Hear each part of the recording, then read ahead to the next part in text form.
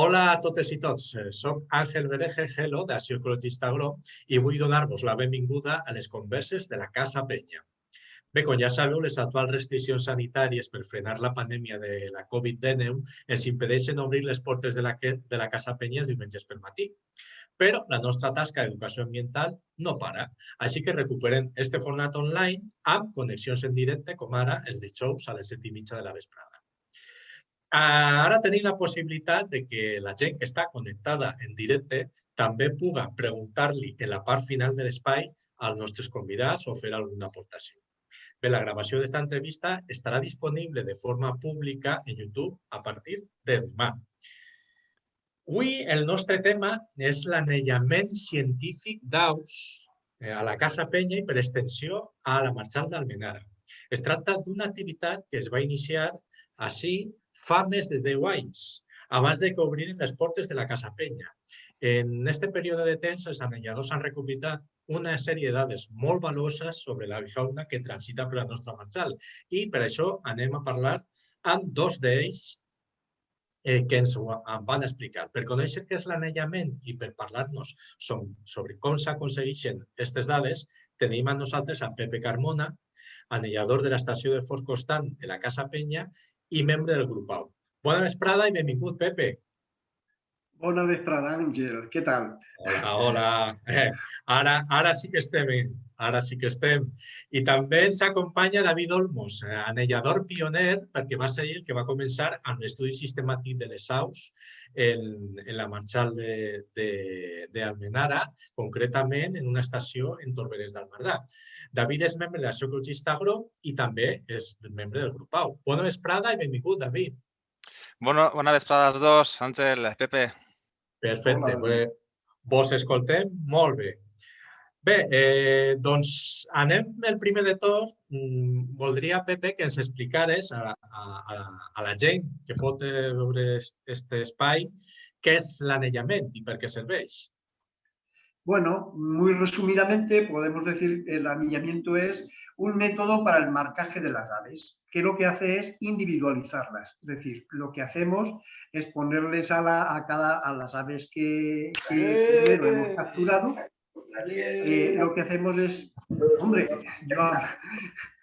es ponerle una anilla que las identifica como individuos, de modo que es como su carnet de identidad.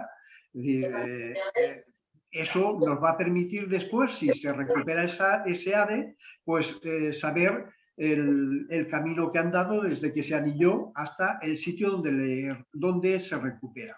Nos sirve entonces también para monitorizar las aves. Podemos determinar pues, el índice de supervivencia, en fin, una serie de datos importantísimos para ese conocimiento de las aves. Al mismo tiempo, claro, cuando se tiene en mano el ave, pues nos permite tomar una serie de datos, su estado físico y una serie de medidas.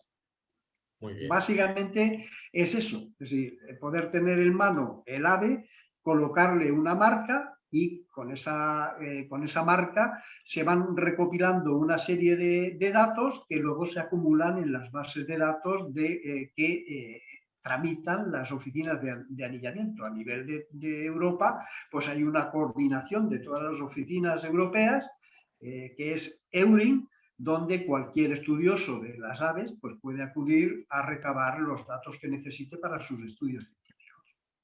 D'acord. I quines són aquestes dades, per exemple? Quines són aquestes dades que interessen recollir de les aus?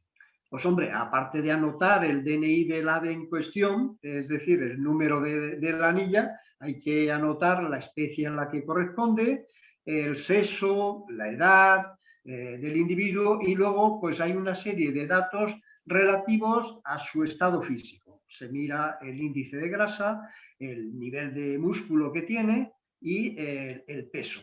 Y por otro lado se toman una serie de datos biométricos. Pues se mide desde el ala, la cola, el tarso, el pico, etcétera. Todos esos datos se van recopilando y son los que luego hay que tramitar ante la oficina de anillamiento.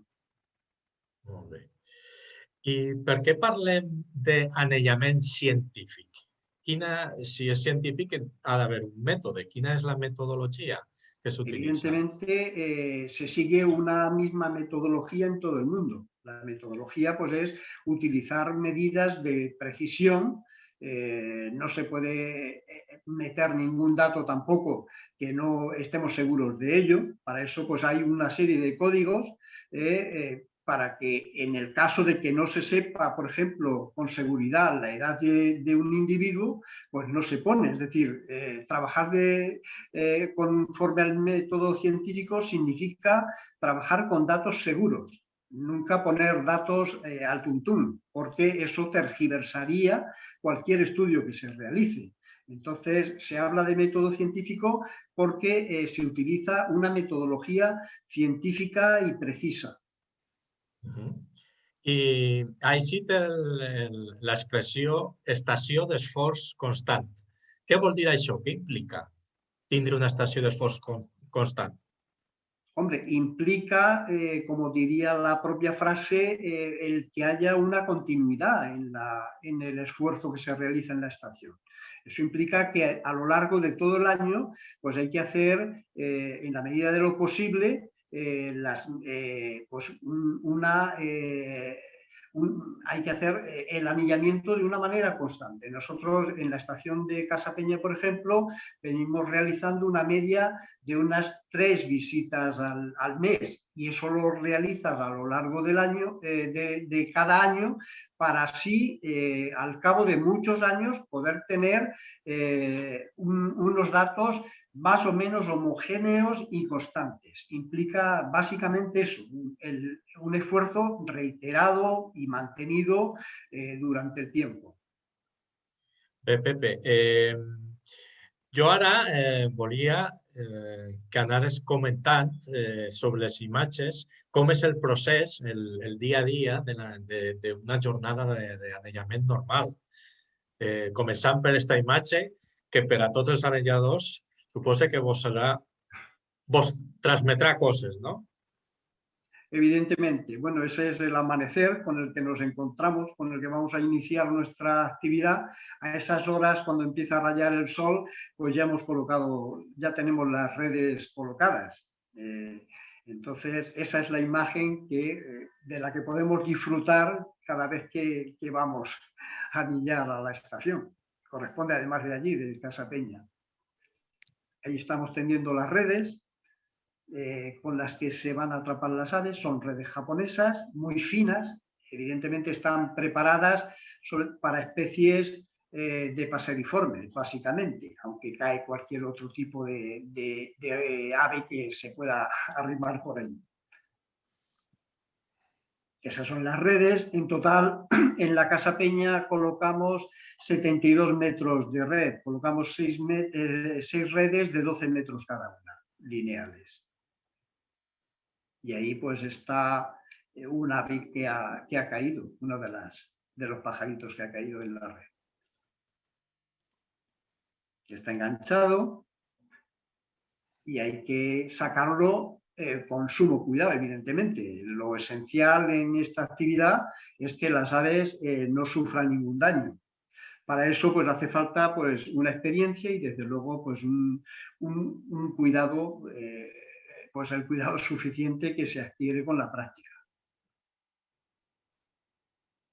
Bien, ese es el cajón donde se van colocando para que estén tranquilas, o sea, ahí están a oscuras y entonces pues las aves están tranquilas hasta el momento de su manejo.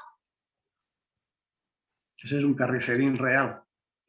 Ahí le estamos colocando la anilla en el tarso con unos alicates.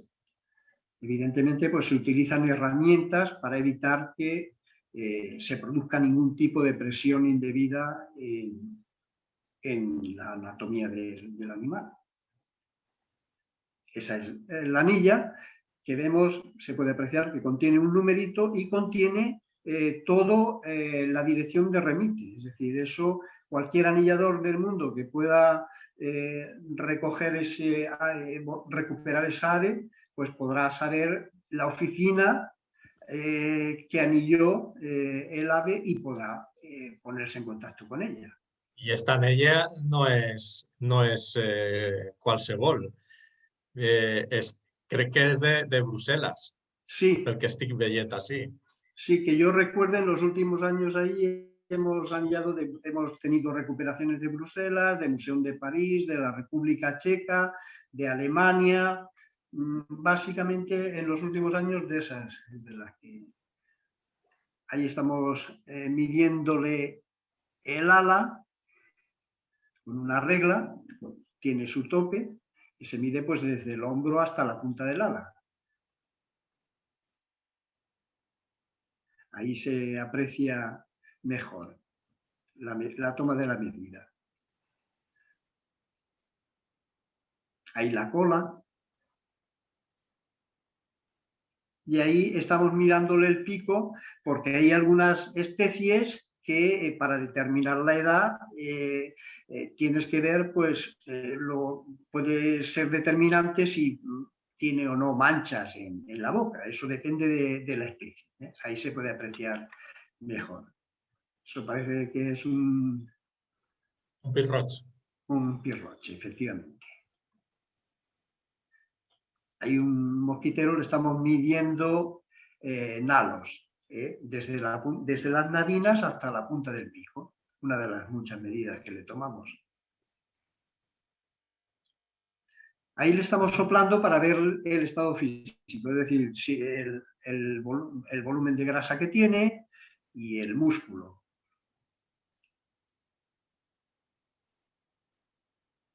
I una cosa, una curiositat que per la gent pot ser molt il·lustrativa. Per què es mira el greix, el nivell de greix? Quina cosa podem deduir quan tenen o no tenen greix? Hombre, la grasa es como el combustible para las aves y además es muy curioso porque no pasa como los humanos, ¿no? Que la grasa se va acumulando ahí por causas que no son muy relacionadas con la actividad que uno va a realizar. Las aves sí que está directamente relacionado con qué van a hacer y acumulan la grasa como un combustible para sus grandes viajes. De hecho, cuando las aves se están preparando para emigrar, para realizar los viajes migratorios, aumenta de una manera muy llamativa el volumen de grasa. O sea, ves como un ave que coges esta semana, si la vuelves a atrapar la semana siguiente, en las fechas ya próximas al viaje migratorio, pues empieza a acumular la grasa, ¿no? De modo que funciona como un combustible que necesita una energía extraordinaria que necesita el ave para poder realizar sus viajes.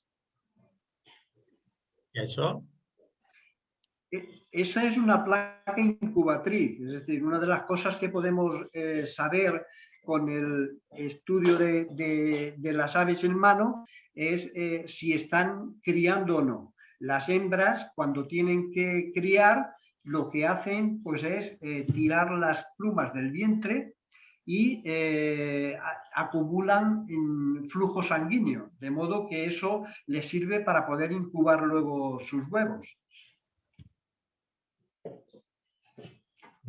Y nos sirve eso precisamente, la presencia de placa o no, para saber, por ejemplo, en muchas especies, pues el sexo de las aves. En otras épocas del año, pues si no hay,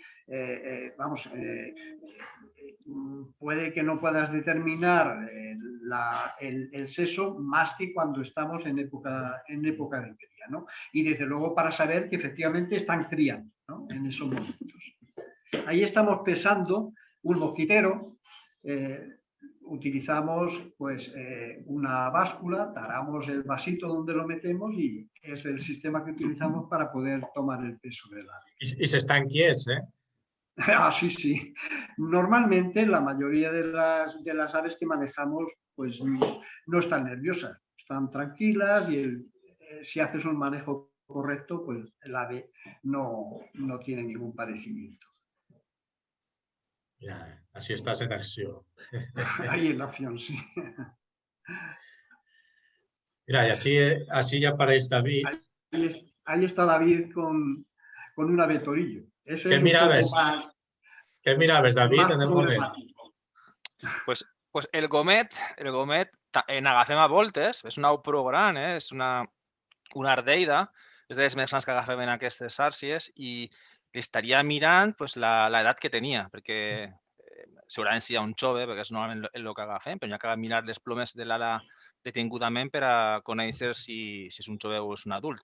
I en aquest cas, com és una au que tampoc agafen tant, clar, hi ha que revisar també la bibliografia que tenim. Sempre anem al camp en llibres de referència i tenim un de passeriformes molt conegut i tenim un altre que és de no passeriformes. Esta no és una passeriforme, no és un pardalet, és una au i hi ha que revisar molt bé de què se tracta perquè hi ha que ficar l'espècie la sabem perfectament perquè som anelladors, ja ho sabem, però l'edat també hi ha que assegurar-se. I volia dir una cosa per a complementar el que ha dit Pepe, que tot el procés que ha ensenyat ell, quan processem cada au, això tardem 5 minuts, no tardem més, i només acabem, la mollem. És molt important que l'au no patisca i minimitzem el temps en què estem manejant-les. Molt bé, això és el resultat d'una jornada, ¿no? Efectivamente, es la hoja de anillamiento donde vamos tomando todos los datos que decíamos. Para cada línea es una ave anillada. Molt bé, ja sí. Algunes de les coses que... Sí, és un rossinyol bord i és una espècie complicada per a conèixer l'edat. De fet, això crec que sóc jo i estic mirant les plomes també per a veure si...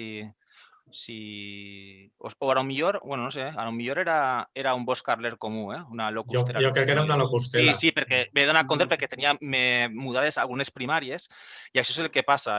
Aquesta espècie, abans de migrar cap a Àfrica, fa una cosa molt curiosa, que fa una muda parcial i algunes aus la fan completa. I en aquest cas estava mirant que havia fet una muda parcial de primàries. I a veure, els vostres ulls d'anelladors, què veieu en esta ala? Hombre, falta una pluma, una primaria. Jo també veig àcars, no sé si es pots mostrar, Àngel, no sé si és un cursor, veig que les plomes tenen àcars. Així, i així. I això és molt característic d'una espècie, ¿no? Bueno, esos son los ácaros, efectivamente. Además son ácaros de esa especie, no las presenta ninguna otra. Hombre, y por lo que se sabe, los últimos estudios lo que vienen a señalar es que no hacen ningún mal, es una asociación beneficiosa entre el ácaro y el ave. Por lo visto, el ácaro pues, se aprovecha, se alimenta de lo que hay en la pluma y a cambio el beneficio que recibe el ave pues es la limpieza. Uno se alimenta y el otro pues, está limpio. Al més detall. Apreciar mucho mejor los ácaros. Sí. Sí. Són colònies d'àcars. Sí. Més ales... Sí, mirant l'ala, home, podem saber quina espècie és, però és un poc complicat, ens ho fiques difícil. I pot ser un pit roig. Sí, un jove. Me parece que es joven, evidentemente. ¿No? En esta foto se pot veure molt bé el que mirem. Ahí, si pots mostrar les grans cobertores, Àngel. Els jovens pit-roixos, quan ixen del niu, al cap d'unes poques setmanes, es comencen a mudar algunes plomes. Però no muden tot el plomatge, això després és al voltant de l'estiu, un poc després de l'estiu. I en aquest cas, el que ha fet, és molt típic dels pit-roixos, ha mudat les grans cobertores internes, que són així més verdoses i són un poc més llargues normalment, més va que l'esquerra, Àngel. Les ha mudat les de l'esquerra i les 3 o 4. I les que no ha mudat són les que tenen aquesta marqueta en la punta de la ploma i també és així, no és tan verda, és més marroneta i és més curta. De fet, té una qualitat de ploma pitjor i de fet se desgasta més ràpid. De fet, se nota que està desgastada. Així podem saber si una au és un jove o és un adult. I això són els petits caràcters. Si no mires aquests caràcters específics, no pots realment datar bé, saber quina edat té l'au. ¿Esta que sabeu què és? Eso es un petirrojo o es un pechiazul, puede ser. cualquiera de los No, dos. no, ¿No? Una merla, no sé. és un filomelos, un tort. Un tort. Sí, Clar, pues, también. mira, Bueno, anava per ahí. És que no, d'estos n'agafen molts. Sí, Àngel, n'estàs ficant unes difícils. sí, de esos cogemos poquitos, la verdad. Sí, Este també l'agarrem Ese es un poquet. papamoscas, ¿no? sí. Cerrojillo. Papamoscas cerrojillo. Bueno, més casos curiosos, el de la muda, ¿no? Entonces, ese es un mosquitero que cogimos el último día que estuvimos allí en la estación y se nos dieron varios casos de mosquiteros que tenían esa muda de la cola. O sea, no, yo en principio creía que era pues que había perdido media cola, pero se repitió en 2 o 3 casos ese mismo día.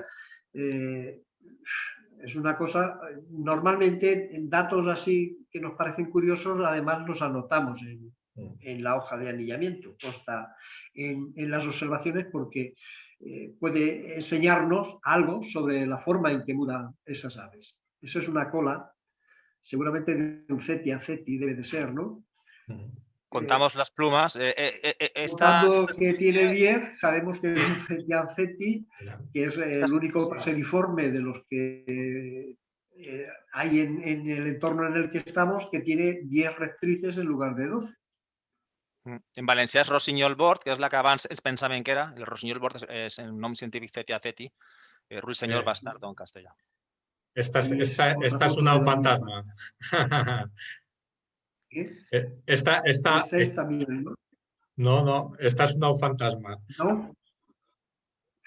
Un fantasma, otra. Es Sí, que una que no hauria d'estar per així.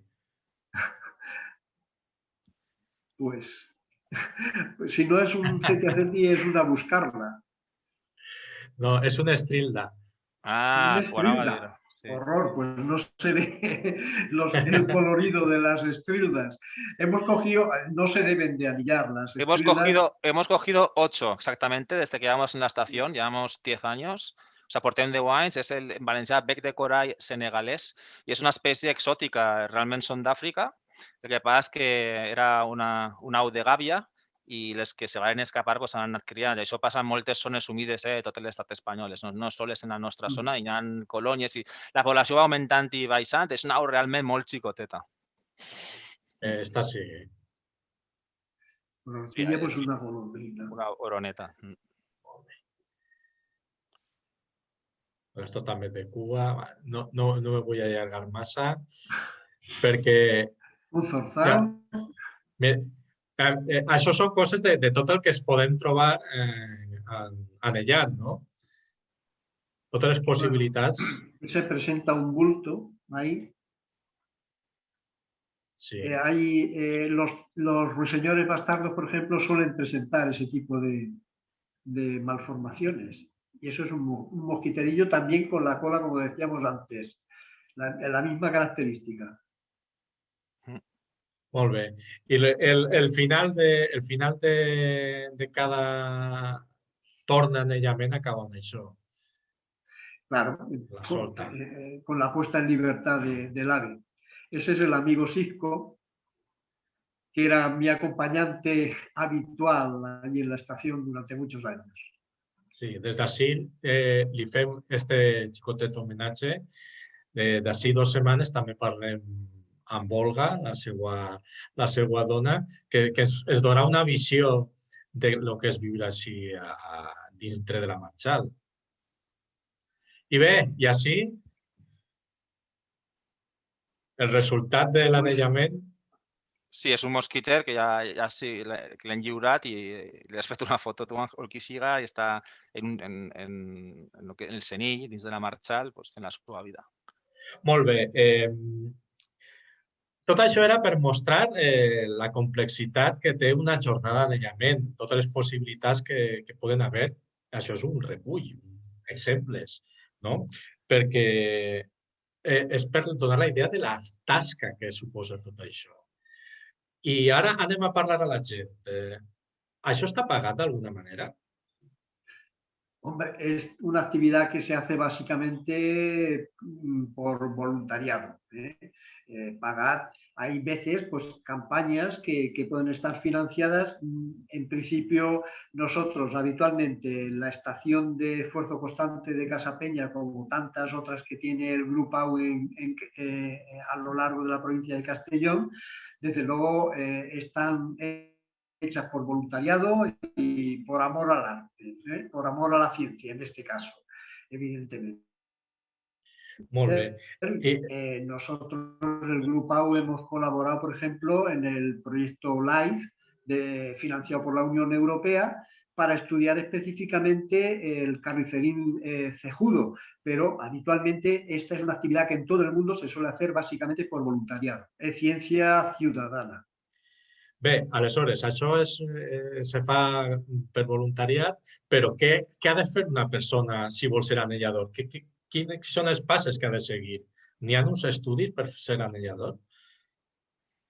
Hombre, estudios, hace falta una buena preparación. Es decir, aquí lo básico es que las aves no sufran ningún mal y que lo que hace sirva para algo. Entonces, hace falta rigor y conocimiento, sobre todo para manejarlas con cuidado. Entonces, se exige una buena preparación. La buena preparación conlleva el que se tenga una práctica y que se acredite luego unos conocimientos mínimos para esa solvencia que se exige para realizar una actividad como esta.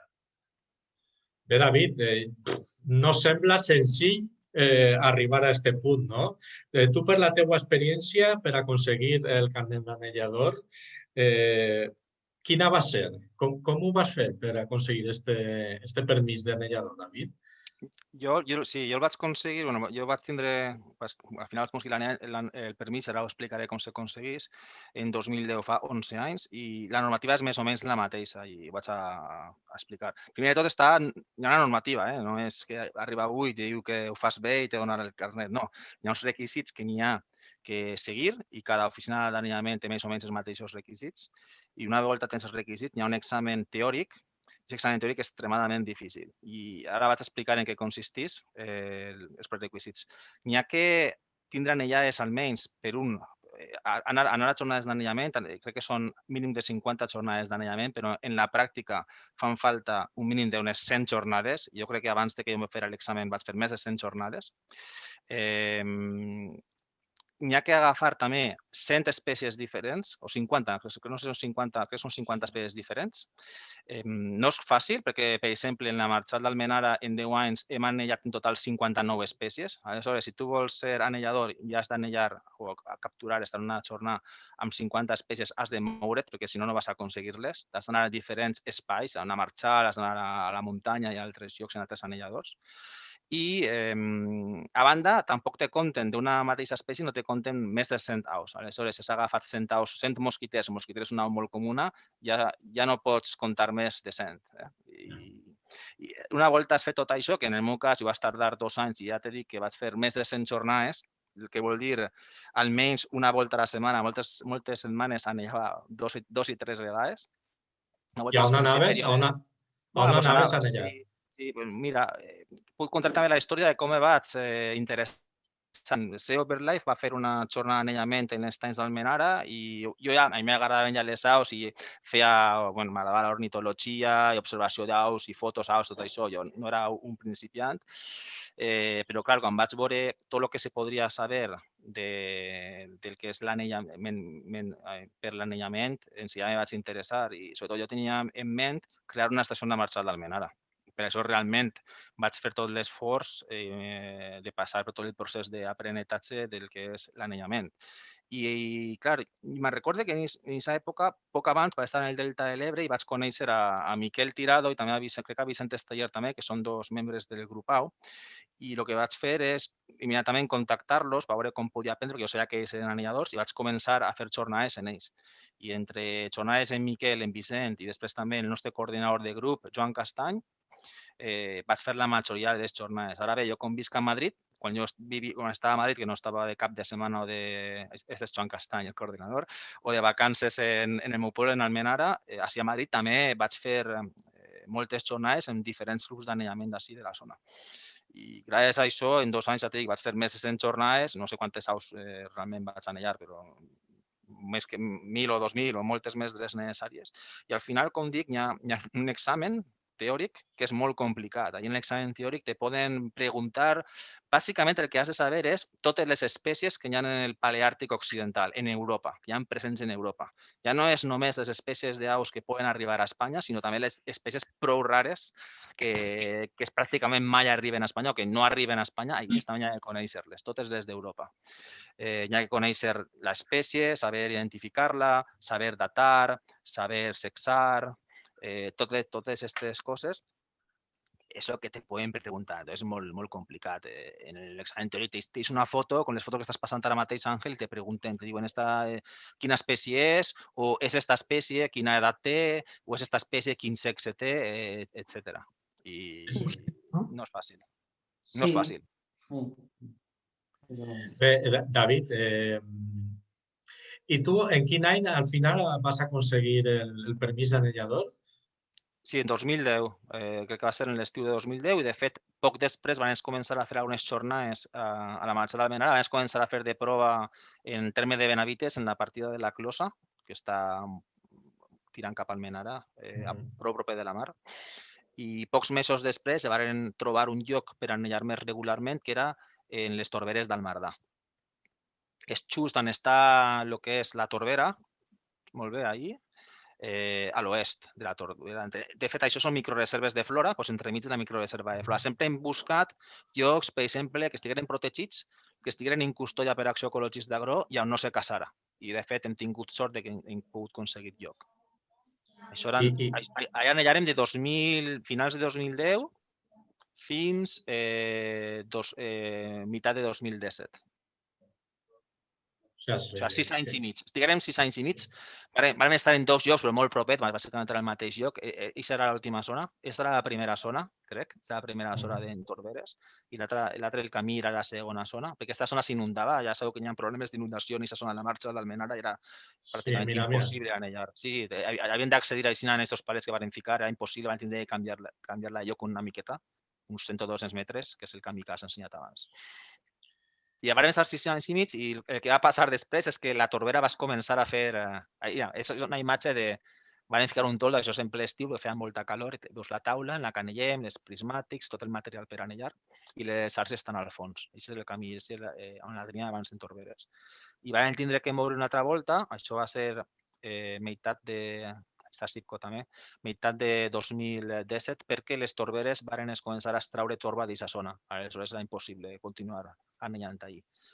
I per sort, d'ahir ja van passar a Casa Penya, que és el lloc definitiu. Allí és encara en Torberes, ahí està Sipco també. Estos anelladors ara no els identifique alguns, però... Bueno, Àngel i Vicent crec que són. Sí, exacte. Àngel, Vicent i Sipco. Però bueno, és que volia dir també que a voltes o venen altres anelladors o també veig gent que està en formació i volen fer jornades i també anellen nosaltres. Però de normal estem Pepe i jo. Esta foto és d'un dia extraordinari perquè va ser fa 10 anys exactament.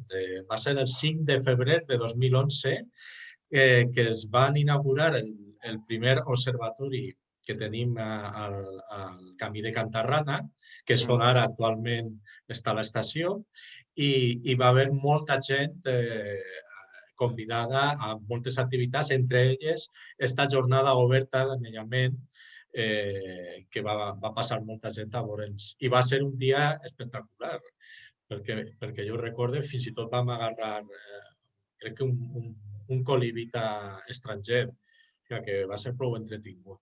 Sí.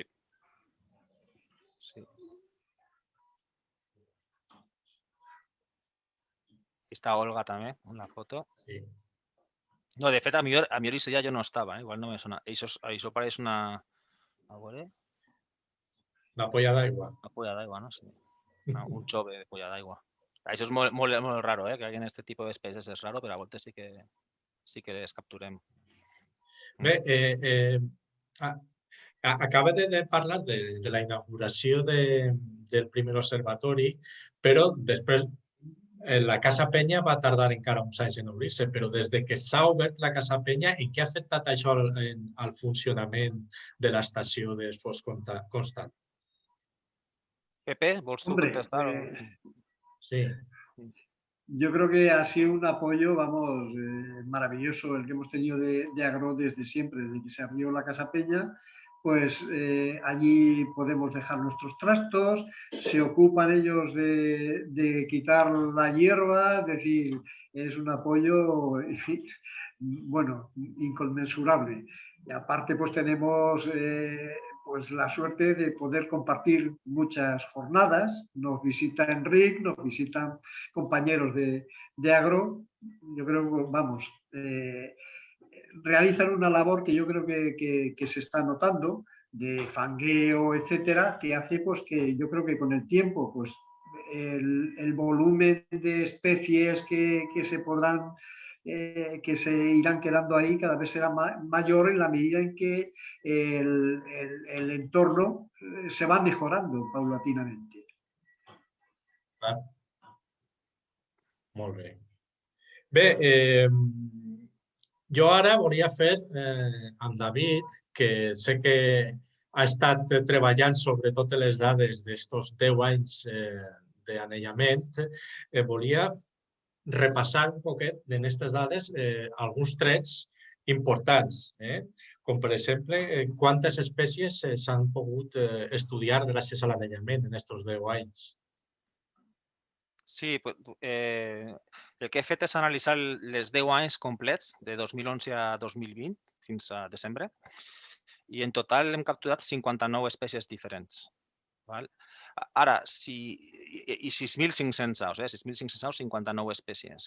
Si mirem els detalls, hi ha espècies que les hem capturat molt i altres que les hem capturat molt poquet. Val? Entre les, bàsicament, dues espècies que són, ara t'ho diré, val? Perquè ho tinc així, la boscarla de canyar, en científica Acrocephalus cirpaceus, i el mosquiter comú, entre les dues espècies hem anellat 3.500 aus i això representa el 54%. Dues espècies ja representen el 54% del total. Tres espècies, si afegim la boscarla mostachuda, que és una espècie emblemàtica de la marxal. Això són 900 captures més. I en això ja ens fiquem en 68% de les aus. En tres espècies són ja 68% de les aus. I ja si afegim la quarta, que és el cetiaceti, el rossinyol bord, amb 500 aus, ja ens fiquem que 4 espècies representen el 75% de les captures. Això per a que te facis una idea de que en poques espècies són la majoria de les captures i la resta de les espècies fa la resta del 25%. Doncs ja que has entrat amb aquestes espècies més freqüents i abans de continuar amb aquestes dades, anem a parlar d'este top 10 que acabes d'introduir algunes d'elles per explicar un poquet aquestes espècies, les més freqüents en la zona de marxal, les que s'anomenen espècies palustres, quines són? Sí, aquí es comença jo, el mosquiter. Què veieu? La xicharra, espera un poquet. La boscarla de canyar, no? Imagina que no. Sí, però no. No, espera, no, sí que la veiem, No, és que, clar, és que no es comences des de la primera, es comences des d'una altra. Pensa que la primera era boscarler comú, no? Sí. Sí, ho sé perquè... Ho sé. No, és el boscarler comú, no, Àngel? Sí, l'estirpàceus. Estirpàceus, vale, molt bé. Sí. Has començat per la primera, perfecte. Sí, la més freqüent. Esta espècie és la més freqüent perquè és una espècie de zona humida i està realment present en totes les zones humides d'Europa. Ara bé, sols ens visita per a criar. En hivern està en Àfrica, en l'Àfrica subsahariana. Això ho anomenem un migrant transsaharià, que creua el Sàhara 2 vegades a l'any. Ve en primavera. I clar, n'hi ha un pas molt gran d'aus perquè aquestes aus es crien des d'Espanya però fins a Escandinàvia i Rússia. Llavors hi ha barbaritats d'aus que passen per la nostra zona per anar cap al nord i en migració prenupcial en primavera n'agafen prou. També n'agafen els exemplars que se queden en la marxal d'Almenara per a criar. A banda també, una volta crien, tots els pollets que ixen quan ja ixen del niu també n'agafem. I finalment, tot el pas postnupcial, quan tornen cap a Àfrica, tornem a agafar-ne molts. I aquesta és la raó, al estar molt representada per totes les zones humides d'Europa i tampoc tindré, anem a dir,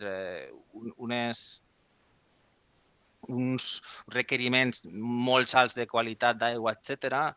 La població és molt gran en Europa i és el que fa que hagin capturat 2.000 aus de les 6.500 que hem capturat, 2.000 són Oscar-la de Canyar.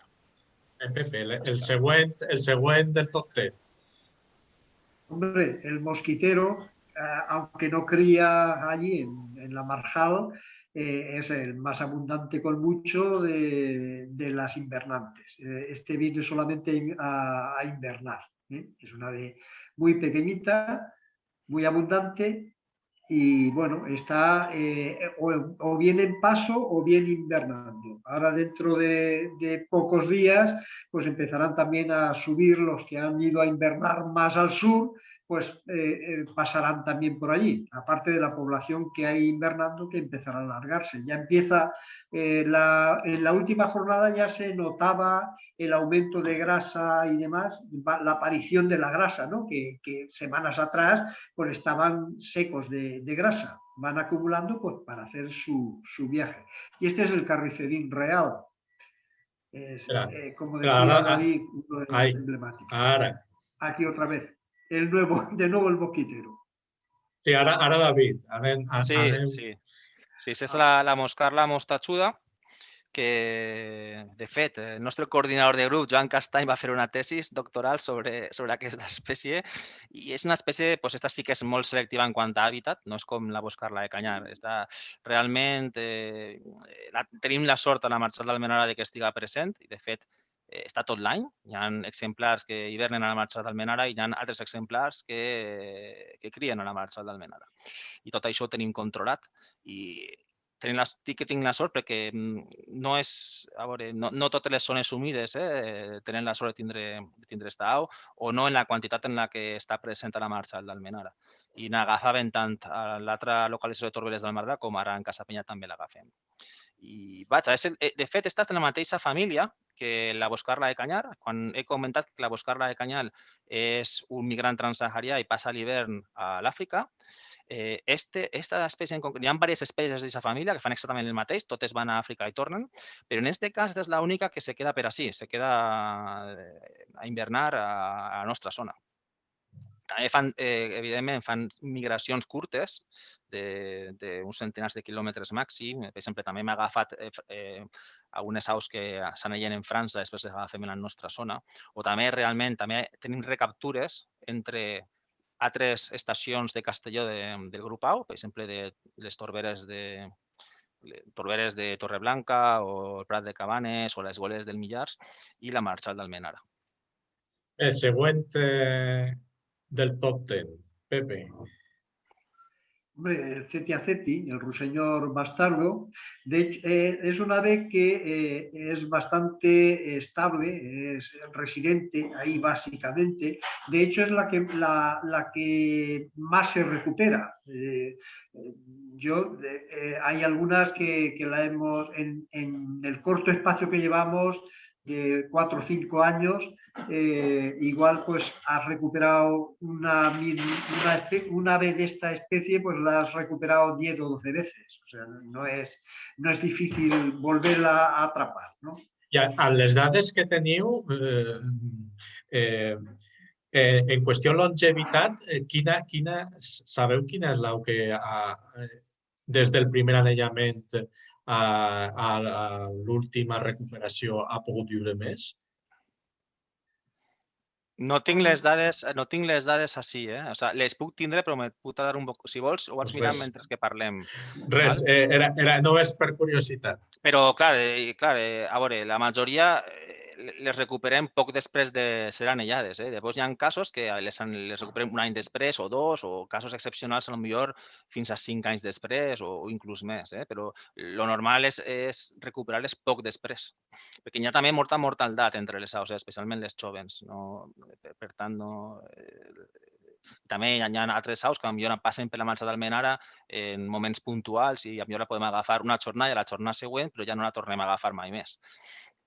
Un detall sobre, abans de vindre a aquesta au, un detall sobre el rossinyol bord respecte a la marxa d'Almenara és que on anàvem anteriorment, que era en el Torberes d'Almenara, que està realment en el centre de la marxada, ahí no l'agafàvem en període de cria, ahí no cria aquesta espècie. Però ara que estem en Casa Penya sí que cria i l'agafem en període de cria, agafem hi haurà 2 o 3 parelles, i això és perquè li agrada més l'hàbitat un poc perifèric de la marxal. I on estem nosaltres hi ha també canyars, etc. Però és algo curiós, que abans no agafàvem en cria i ara sí que n'agafem. O sigui, ara sí que sabem cert, ja ho sabíem perquè la pots escoltar també, però ho sabem cert que anella ahí fem un seguiment, que anida ahí i fem un seguiment de la reproducció d'esta espècie en la marxa d'Almenara també. Seguim. Aquí li toca. Pepe. Ese es el pechiazul, que solamente está de paso, algún invernante, pero básicamente ahí en Casa Peña lo cogemos en el paso, tanto en primavera como en otoño.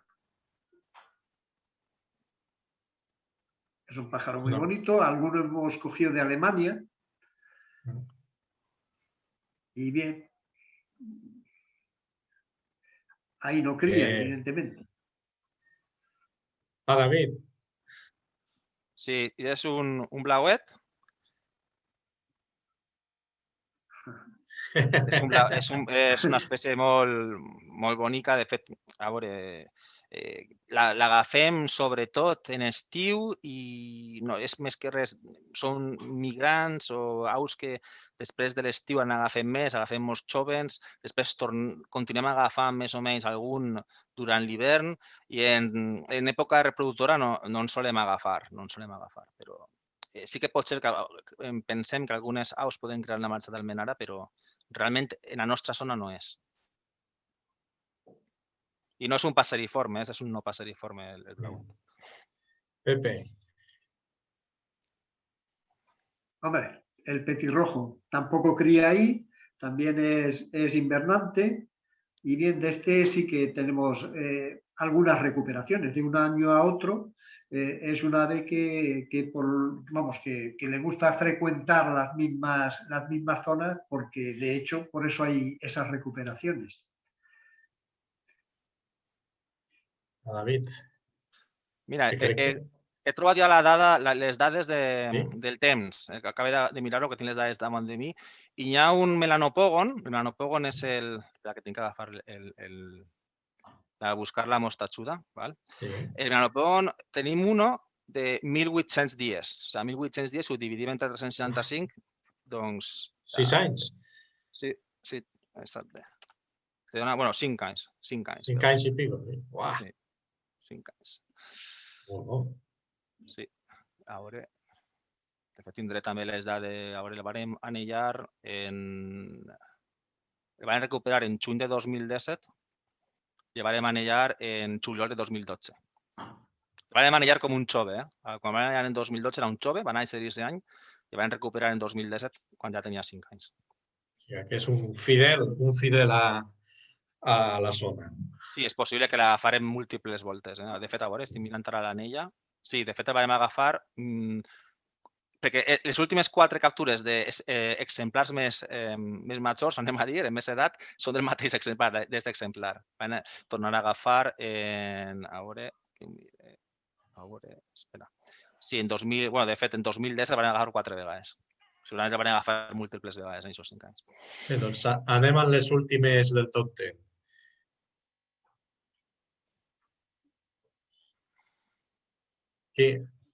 ¿Pepe? Yo, Pepe. Ese es el carricero tordal, que es una copia en grande del carricero común que antes hemos visto. Bueno, hay algunas capturas, este cría ahí en la marjal y también pues es un transahariano igual que su congénere. Tenim 105 captures d'esta espècie, en total. Sí, es una ave relativamente frecuente dentro de lo que es la especie, vamos, que no tiene nada que ver en cuanto a cantidad con el carnicero común. Val, David? Sí, esta és el bosc carler comú, imagina, no? Perquè per com estan, de fet, també se diu xitxarra en valencià, perquè fa un soroll que és com d'una xitxarra. I el que fa, s'encarama, com estava en la foto al senill, i va movent el cap d'un costat per a l'altre és molt típic d'aquesta espècie. I aquesta sí que espècie és realment també emblemàtica de la marxal, on anirem abans dins el mig de la marxal en Torberes del Mar d'Any hi havia més que on anirem ara, però continuem havent-ne i és realment emblemàtica. Significa que a l'haver aquesta espècie, la presència d'espècies, que la qualitat de la marxal i de l'aigua és molt bona. I esta és l'última del top 10, encara que n'hi ha altres espècies que potser l'agarren més que esta és molt característica, no? Pepe? Esta hem agafat 60. És el repica. Sí, Pepe. El escribano palustre, bueno, no cría, ya desde hace muchos años no cría en la marjal y es una de las que están en peor situación. Ahí, pues de vez en cuando aparece una buena población, pero bueno, es escasa, eso está claro. Ese es un macho, no lo sé. La manera de saber quién és el sexe d'aquesta espècie és per les plomes que té en el cap. Si les mirem, de fet, solem bufar en hivern. Y el collar blanco, que también lo presenta el macho y no lo presenta la hembra. Se cogen bastantes más hembras que machos. Ahí. Y eso es porque los machos normalmente tienden a permanecer en la zona de cría y las hembras pues suelen expandirse más. Bé, David, doncs ja hem acabat el top 10 i ara volia tornar a aquest resum de les dades que havies introduït. Hem parlat de les espècies més capturades, però d'aquest recull de dades, quines altres dades interessants ens pots donar? Per exemple, en quant a la varietat en els anellaments. Sí, per exemple, ja he comentat que hi ha unes quantes espècies que són realment la majoria de les captures que fem, però també hi ha una molt interessant, que és quan comparem les dades entre on estàvem abans, en Torberes, i on estem ara en Casa Penya. Torberes és, com dic jo, està més en el centre de la marxal, aleshores són més espècies que són purament de marxal. I quan mirem les espècies que hi ha en Casa Penya hi ha més varietat. Continuen havent les mateixes espècies, però la distribució de les diferents espècies és diferent. Per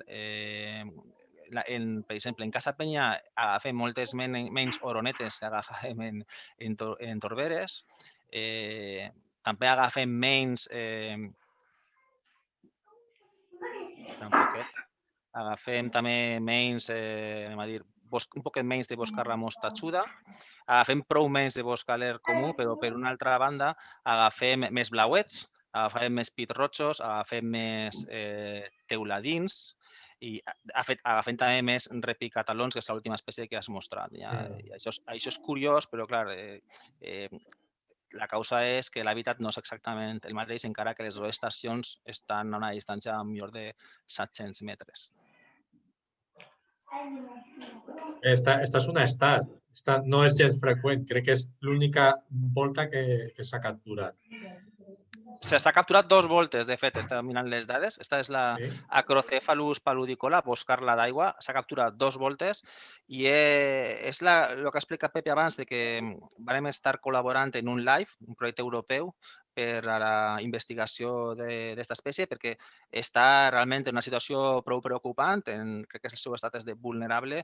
No cria a la península ibèrica, cria més bé a l'est d'Europa, per Polònia i Rússia, Bielorússia, tot això, per aquesta zona cria, però, i de fet, li agraden zones humides, però prou obertes en vegetació no molt un poc dispersa i no molt alta i no queden tantes zones humides en aquestes característiques. Nosaltres quan l'agafem és quan està tornant d'Àfrica, s'agafa sobretot així en el País Valencià, s'agafa en primavera, perquè també la migració que fa és un poc estranya. En primavera ve més per la costa, per la Mediterrani, puja cap a dalt, després va, com dic, a Polònia, Bielorússia, Rússia, etc.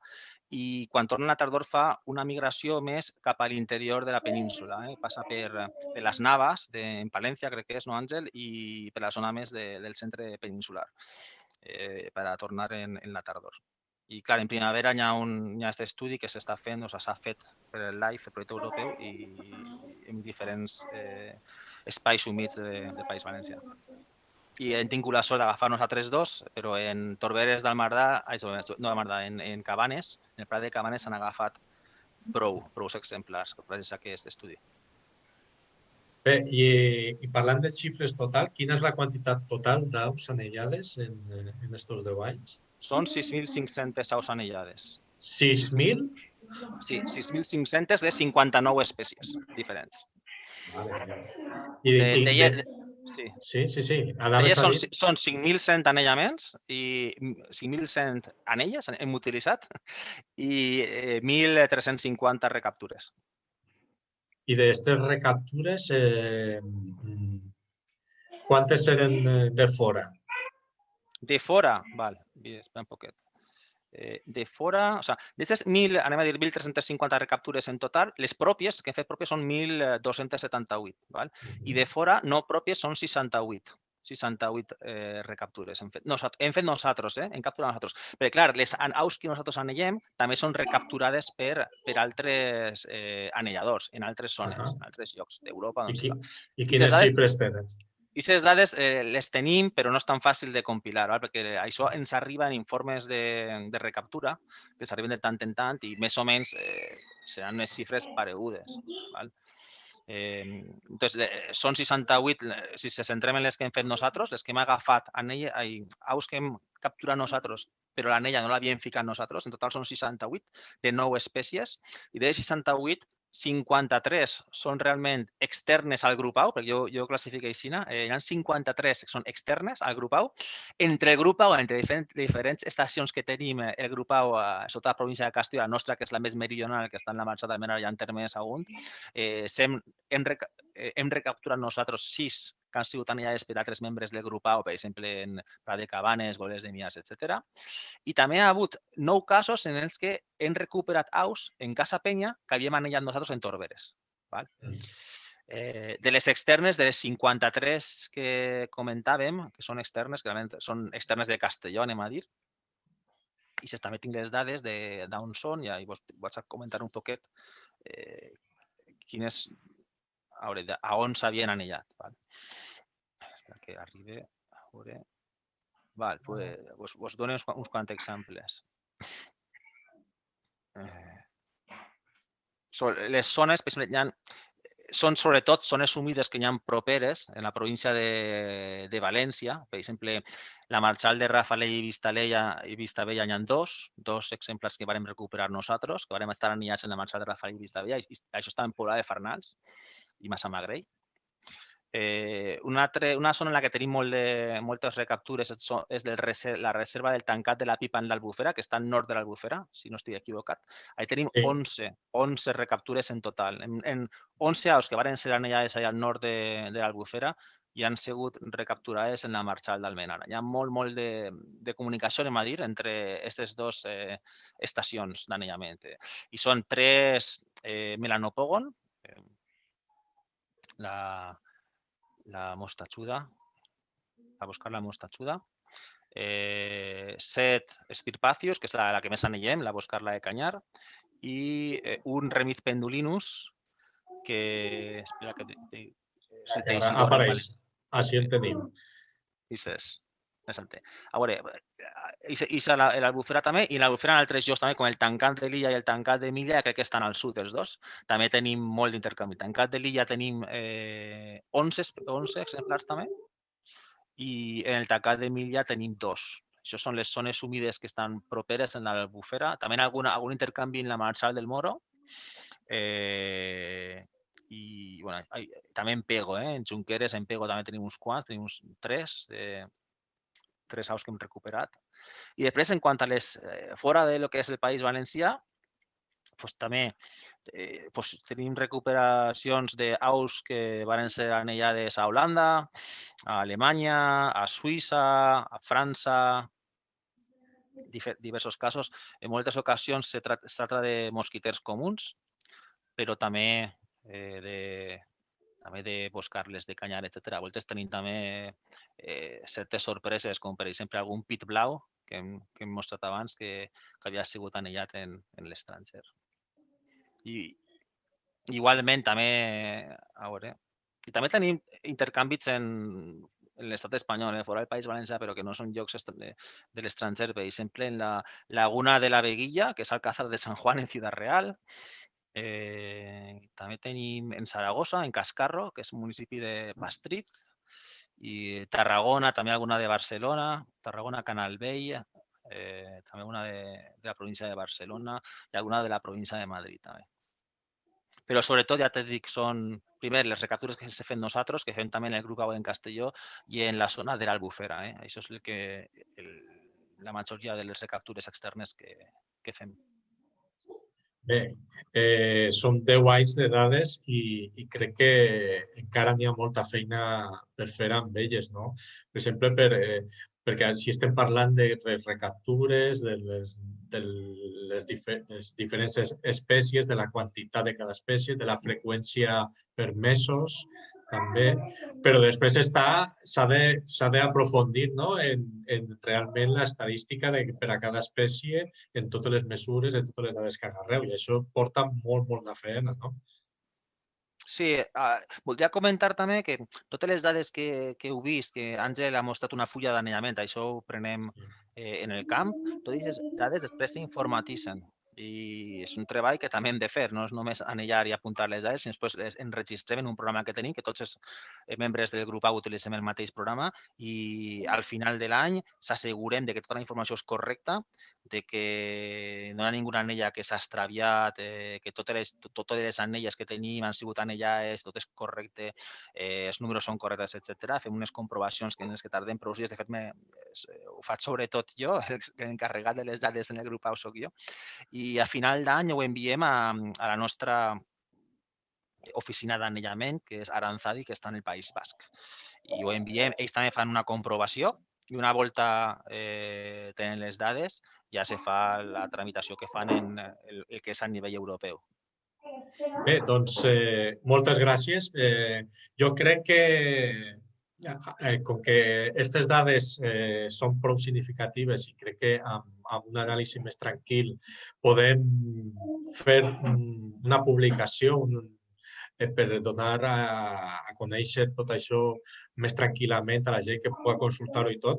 Això ja ho parlarem a través de Acció Ecologista Agro, buscarem de fer aquesta publicació. Jo volia que la gent que està connectada, Joan, Edison, Fina, Pere Hormigos, tots els que vulguin participar ara poden obrir el micro si han de dir alguna cosa, si han de fer alguna aportació, alguna pregunta, tant a David com a Pepe sobre este tema.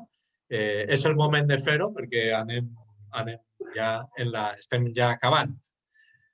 Joan, no has de dir res? Ara ja pots parlar. T'has de connectar el micro. Bé, la primera cosa, felicitar-vos per la iniciativa que heu tingut de fer ja este segon programa per part d'Acció Ecologista Agro.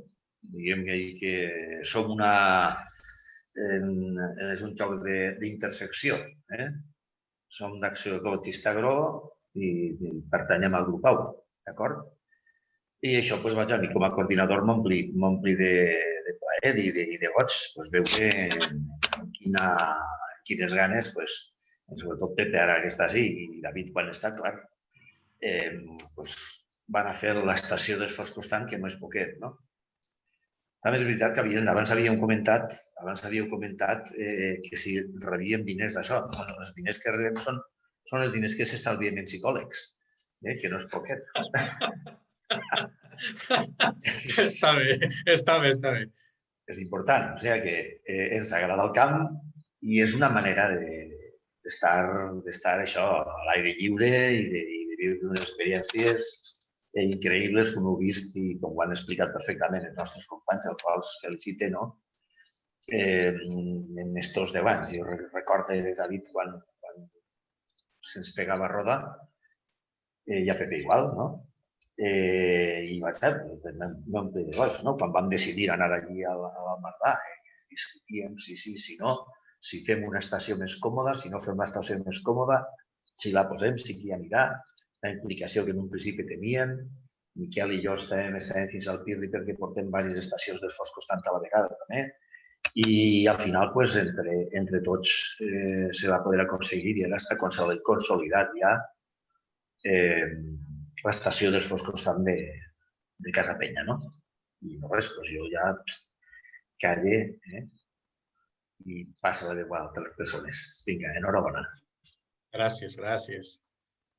Bé, algú que vulgui fer alguna altra aportació, alguna pregunta, si vol aclarir algun dels aspectes. Bé, José, Pepe, David, mentrestant, si algú es decidís a parlar o no, jo volia que me comentàreu de tots aquests anys d'activitat anellant, alguna curiositat, alguna anècdota que vos heu trobat en l'anellament? Jo tinc una anècdota bona. Un dia d'estiu, que clar, jo visc a Madrid, però soc d'Almenara, aleshores anelle quan puc, quan estic per allí. Últimament en el Covid és molt difícil, ja no vaig des de l'estiu passat, però me'n recordo un any en estiu, no sé, farà uns quants anys, fa millor 5 anys, jo estava anellant, era prou pronte, era poc després de ficar les sàrcies, i va arribar un home per allí, no sé quina tindria, no sé, 50, 60, en la seva filla i probablement el nòvio de la seva filla. Va arribar ahí, se va acostar, va preguntar, jo li vaig dir el que estava fent, estic anellant així, això és el que fem, ficam les sàrcies, està explicant com funciona tot, i després estar parlant amb ell, no sé, a millor 10 minuts, i pa acá, pa allà, ensenyant-li les aus, me quedé mirant-lo i dic, este home me sona d'algo, però no sé de què me sona, Clar, com jo tampoc estic en València, doncs tampoc estic molt ficat. I vaig i al final caic, jo portava molt de temps parlant amb ell, que vostè no és l'alcalde de València, de veritat, no és l'alcalde de València. I efectivament era Ribó, però jo com no estic molt ficat en aquests temes, resulta que hi estava l'alcalde de València que aparentment a voltes s'acosta per al Mardà. No sé si té alguna segona residència o alguna cosa, i sé que ella s'acostuma a anar per la Marxal i a visitar-la. Va ser una anècdota. Pepe. Y yo, tonto de yo, no sabía quién era, y claro, se quedaría con... Aquí las anécdotas son las visitas de los que van a vernos, qué hacemos. De vez en cuando la Guardia Civil se acerca a pedirnos los carnets y demás. Y bueno, pero sobre todo la sorpresa pues la tenemos a diario. Cada vez que vas a la red no sabes lo que te vas a encontrar, ¿no? Nosotros normalmente el tipo de redes que utilizamos son para paseriformes, pero de vez en cuando pues te aparece un bicho ahí. A David el agosto pasado le cayó un gail de cañar y le arrapó el brazo de arriba abajo, ¿no? A veces, claro, ves allí a Joan Castany hace un par de años o 3, ¿no? Le cayó un ratonero, nada menos. Ves allí a la red un águila que te pilla ahí media red y el problema lo tienes tú.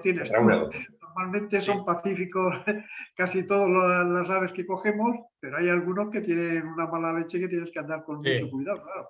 Como el bochí, ¿no? El bochí, el alcaudón. Tienes la foto también.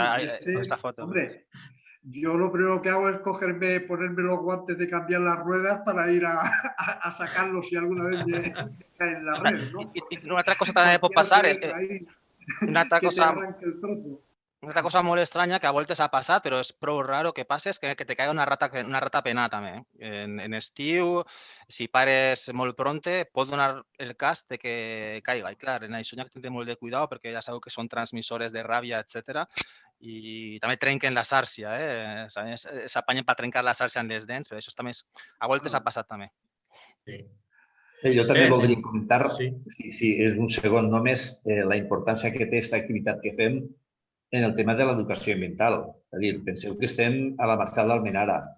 Estem en uns espais que tradicionalment han sigut espais de caça, on les relacions home-au no han sigut del tot, han tingut poca ortodoxia, no? És molt important que en aquestes zones passen gent, passen xiquets, futures d'ells, passen persones que pregunten, com ara comentaven ells, no? I que canvien d'alguna manera els esquemes de respecte en les aus, no? I això és un treball, és una carrera de fons molt important que portem des de temps immemorial, des que vam fundar el grup, i que té una importància bestial. No és que siguem enemics dels caçadors, no anem a pegar-nos en ningú, res que se li parega, no? Però el nostre paper de forjadors, de canvis d'actitud, que nosaltres en la nostra infantesa no ho hem tingut, però serem molts del món de la caça. I si hem fet una xirangronsa, esperem que en el futur totes aquestes activitats que fem siguin un abans i un després en el respecte mediambiental, i això està canviant per nassos. Això està canviant per nassos i això... Sí, per això des de la Casa Penya, Acció Ecologista Agro intenta amb tota la seva força aquesta tasca d'educació ambiental, portar a la gent a conèixer l'activitat d'anellament. Ho hem fet diverses vegades, d'obrir una sessió d'anellament, ho sap Pepe, a la gent. I també altres coses, no? De totes les activitats que fem dintre la Casa Penya, que crec que poquet a poquet el que dius, Joan, està transformant la manera de veure la Marxal d'Almenara i la natura per extensió. Bé, no sé si algú més vol fer alguna aportació o ja vaig tancant i acomiadant l'entrevista. Res? Val. Bé, doncs vaig a despedir a Pepe, a David. Moltes gràcies a tots dos per la vostra tasca i esperem que pugui continuar en el mateix ritme, com a mínim, a la Casa Penya.